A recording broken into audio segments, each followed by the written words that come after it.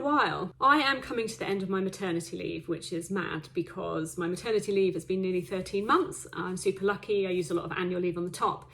And just in the last few days, obviously I've been thinking about what's happened over the last year and the years before that, the IVF journey and the road to where we are now. And I thought I should make, I say a quick video, I don't know how quick it's going to be, but a video just reflecting on our experiences, because it was like a load of IVF videos, then hooray, a lasting pregnancy and a birth video, and then no one really knew what happened. I tried to do some updates during the pregnancy, so you can go back to those videos if you want to, but in a nutshell, the first trimester was very testing. I was incredibly sick, not just in the mornings, not just in the evenings, all day, all night, every day for weeks. I think it subsided to a bearable state about week 12, 13, but carried on until about week 18. And it did come back a little bit in the third trimester, not as badly, but it was there. And that sickness, I just, day in, day out, it was just crippling really. I couldn't do anything. I mean, we were shielding anyway, but I couldn't do anything. And then losing the twin at around the 8.5 week mark was just psychologically a blow. I was kind of trying my best to carry on with work and juggling life up until then, and then it was just like, no. What happens if I lose the remaining baby? Because that I'd had 4, including the twin, 4 miscarriages up until then, and it was just very, very testing. I think we started to feel a bit reassured when we went past the 12-week scan mark, but we were still quite anxious. When we went past, we had a gender reveal at 16 weeks and they had the 20-week scan. I think when we got past that point, we felt a bit more reassured to tell wider network of people. But really, it wasn't up until the third trimester that I think we started to believe, okay, looks like this is happening. The third trimester, first part of it was great. I had quite a big bump, but it was, you know, fine. We were both working a lot, working from home, but, you know, really focusing on our work and just kind of getting lost in that. And then when I got to about week 33, week 34, I just got really big, very, very big. And up until then, up until the end of the pregnancy, I was eventually induced at 41 weeks and 3 days, and I shouldn't have been allowed to go that far. It was mad. I had to go and buy men's Wellington boots, which were 2 or 3 sizes bigger than my size, and those were the only things I could just squeeze my legs into. It was the winter, obviously. And by the end of the pregnancy, I was just walking around in flip-flops. And when we went in to be induced, to be fair, the people were lovely. I had good care, but it was a traumatic birth, and I don't think anything can really prepare you for that. Also, when you're going through after IVF and you've had pregnancy loss, everything's meant to feel, you're almost pressurized to feel triply grateful for everything. And there's so much pressure put on birth stories and the birth that you want and a birth plan. And in my opinion, and I felt like this before, and I certainly feel like this more so now, it's all just too much. I didn't go into hospital with a birth plan. All I wanted was for the baby and myself to be safe and survive and be assisted in any way possible. And I don't think you can have a plan for these things. You might have desires for it to go a certain way, but life doesn't work like that. So I just said, I want all the drugs from the start, from the earliest opportunity. Anything you need to do to keep us both safe, that's what you need to do. So it's quite realistic. I've lived off various IVF drugs for the last couple of years, so there's no need to say no to the drugs now. So again, to reduce a very long birth story, and you can look at my birth video if you want to. Basically what happened is I went in, I was a little bit dilated, so they said they could induce me. The induction took quite a long time. I did have an epidural. With that, apparently in 10% of cases, the epidural can't be administered as easily as it should be, and obviously Buggins here was the 10% of cases, so it took quite a long time. It was about 45 minutes in the end, and this massive needle going into my spine, but I was like, hey ho, I'm a needle champion. But it was hard. That was hard. Then the epidural didn't work on one side, so I did have the contraction pain, and they had to readjust it, so all that was going on. But it was fine. Everyone was great. And then I had quite a long labour. I don't know how long I pushed for. I don't know if it was 10 minutes or 2 hours, all a blur. Push, and then the midwife said, yeah, I need to go and get a doctor. And I did have a lot of water, by the way. They said, oh, it's probably a lot of water and not, the baby's not massive.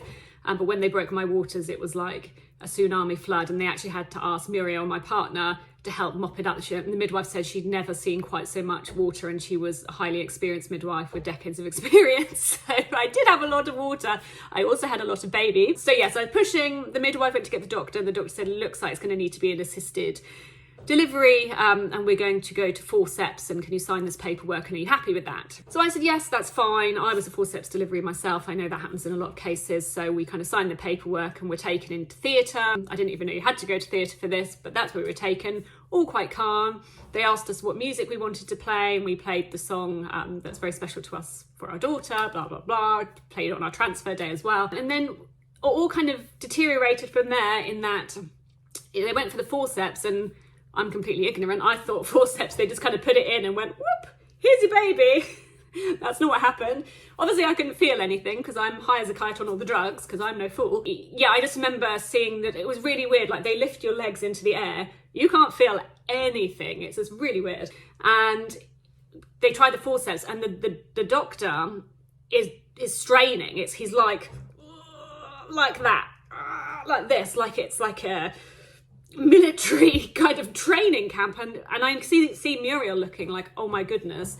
And then after however long of that, was it seconds, was it minutes, I don't know, he down tools and everything just went into chaos, and he said C-section now. And then it just went into an emergency situation. My heart rate plummeted, the baby's heart rate plummeted, and it was just really, really scary. I think I always knew it would go to C-section because of the size of me, and I'd requested a C-section from the start, and they said there really isn't a need for it, you know, you need to give it a go. And they were right, I did need to give it a go. You don't want to go to C-section if you don't have to. It is major surgery.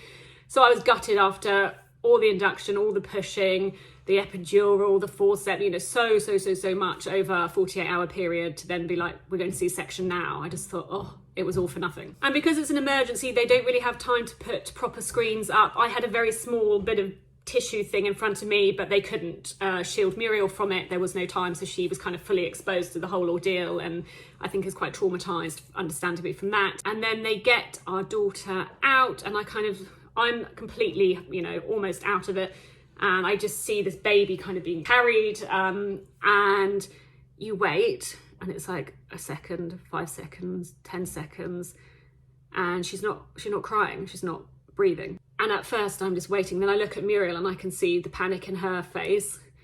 And then she says to the doctor, you know, what's going on? And again, I don't know how long the time was, and she wouldn't be able to tell you either.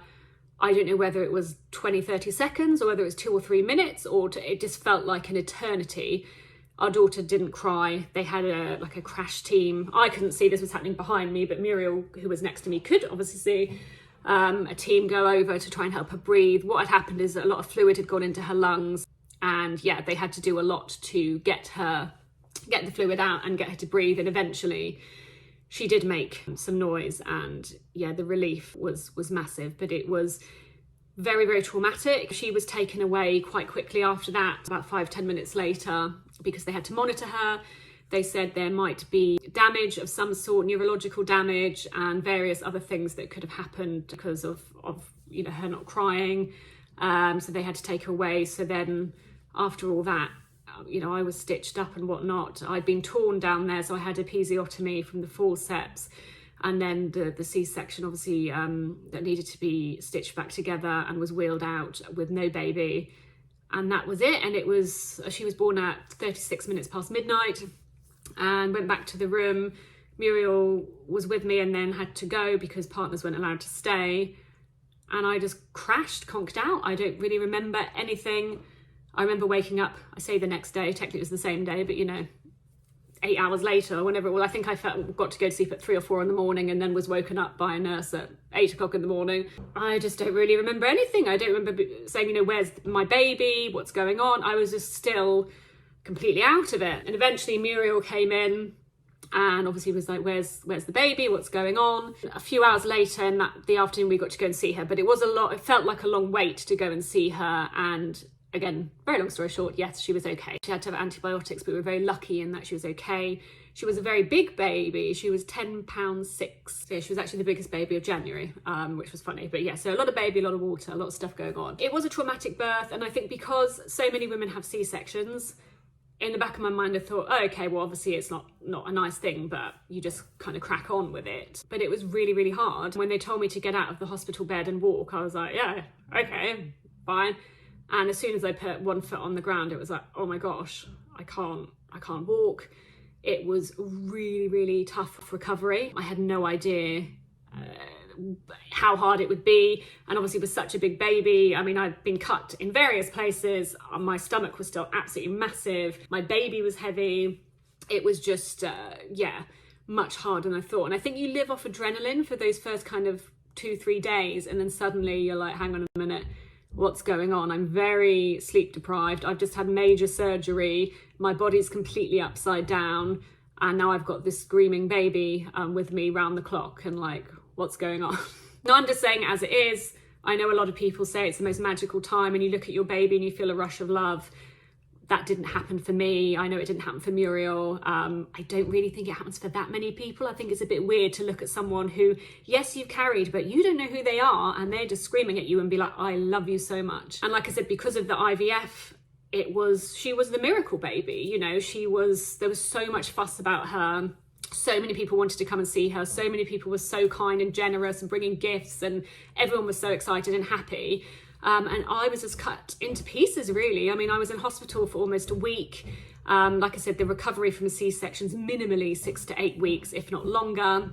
But we're a year on now, and even yesterday I was saying my scar hurts.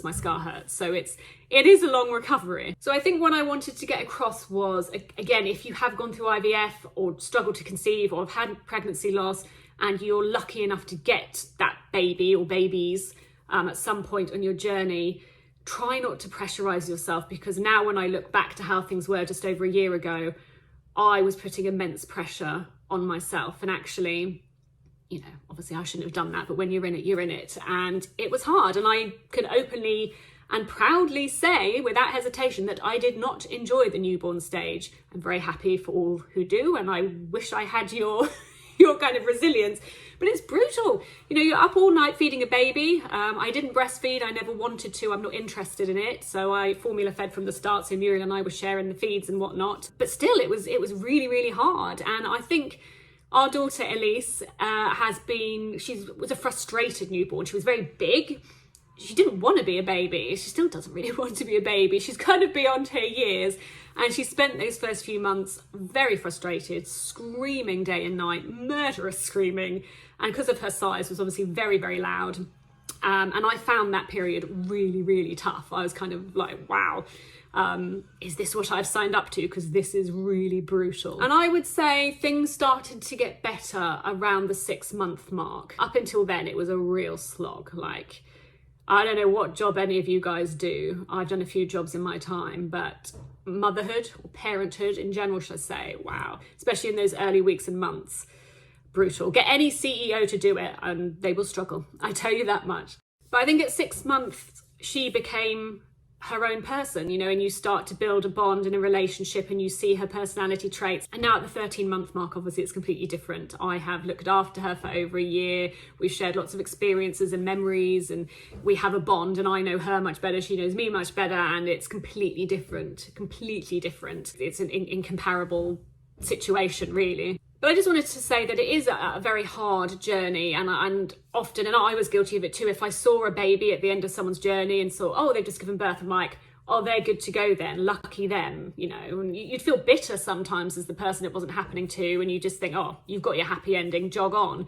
And it's not. And just remember, if you know someone that's gone through fertility problems, just maybe give them an extra bit of support, because actually rates of postnatal depression are much higher for people who've gone through, I didn't know this until later down the line, but people who've gone through IVF. And I think that is in large part due to the pressure that people put on themselves, and you know, that's completely understandable. And if you've had a traumatic birth or a traumatic pregnancy and a traumatic road to get there, chances are at some point you are going to crash a bit and go, actually, this is all been a lot to deal with. So in terms of our IVF and the purpose of this channel, obviously I will keep this channel going. If there's any kind of bits of information I can ever put together to help, I certainly will do. If there's any questions you have, feel free to send them. I remember, you know, most parts of the IVF journey quite vividly. We've been talking to our clinic, and we've been trying to do some like media outreach work. So if anything big's happening, I'll put it on our Instagram, so you can follow us at the.ivf.chapters if you so wish. And yeah, it's just to keep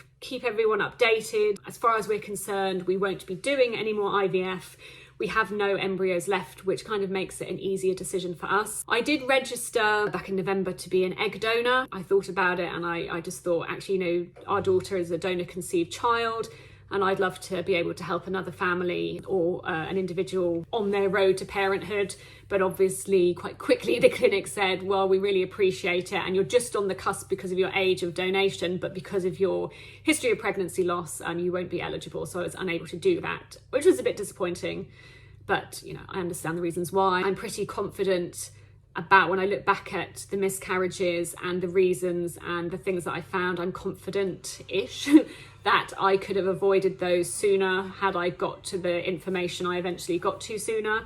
So I hope that if you look through our videos, you can find segments of that information, and hopefully it will help you on your journey if it's any way similar to what ours was. I will continue to be really open about our IVF journey to everyone I meet, whoever they are. I'm really proud of everything that we went through to get our daughter.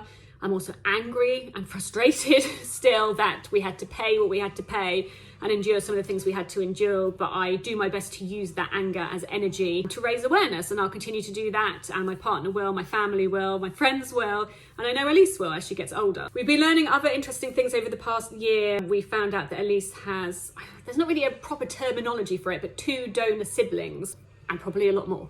But we've touched base with those families, so there'll probably be some interesting memories to make there. I obviously can't disclose much information at the moment, but maybe as the years roll on, I can say a bit more about it. So that's it really. Elise is just a force of nature. We are so, so proud of her, all that she is, how far she's come, just kind of what she's injected into our lives, if you'll pardon the IVF pun. She's just everything really, and we're completely happy with her. We can't imagine having anyone other than her. So we're just, yeah, very, very lucky and very, very grateful that we got what we got, because it really was kind of last throw of the dice for us. So I hope this video has got you up to speed with kind of the birth and what's happened over the last year, and kind of where we're at on the IVF road, which is at the end of it.